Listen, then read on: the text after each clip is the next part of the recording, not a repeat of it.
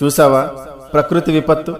నీ మతం, నీ దేవుడు, నీ అధికారం, నీ గర్వం, నీ డబ్బు, నీ హోదా, నీ అహంకారం, నీ ఇల్లు కట్టుకునేటప్పుడు నువ్వు చూసే వాస్తు ముహూర్త బలం ఏది ఏది ఏది ఇక్కడ పనికి రాలేదు. గుళ్ళు, గోపురాలు, మసీదులు, చర్చిలు దేనికి మినహాయింపు లేదు. రాజు బంటు అనే తేడా లేదు. ప్రకృతి ముందు అంతా సమానమే అన్న విషయం గుర్తుపెట్టుకో. వాస్తవానికి ఒక పేదవాడు ఇల్లు కూలితే మహా అయితే చిన్న చిన్న గాయాలు మాత్రమే. అదే ధనవంతుడు ఇల్లు కూలితే కనీసం శవం కూడా దొరకదు. ఇది గుర్తుపెట్టుకో. గట్టిగా బతికితే మహా అయితే 100 ఏళ్ళు, అందులో రాత్రి రూపంలో 50 ఏళ్ళు పోతుంది. మిగిలిన 50 ఏళ్లలో ఏమీ తెలియని పసితనం అంటే బాల్యంలో 10 ఏళ్ళు గడిచిపోతుంది. మిగిలిన 40 ఏళ్లలో చిట్ట చివరి వృద్ధాప్యంలో దినదిన గండంగా 5 ఏళ్ళు గడిచిపోతుంది. ఇంకా నీ కోసం మిగిలింది కేవలం 35 ఏళ్ళు మాత్రమే. ఈ 35 ఏళ్లలోనే నీ చదువు, నీ సంపాదన, నీ కుటుంబ బాధ్యత, బంధాలు, బంధుత్వాలు అన్నీ చూసుకోవాలి.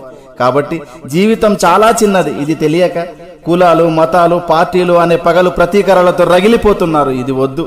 సాధ్యమైనంత వరకు నీ శక్తి మేరకు నీ సమాజానికి నీకు గుర్తుగా ఏదో ఒక మంచి పని చేసే వెళ్ళిపోదాం. Thank you.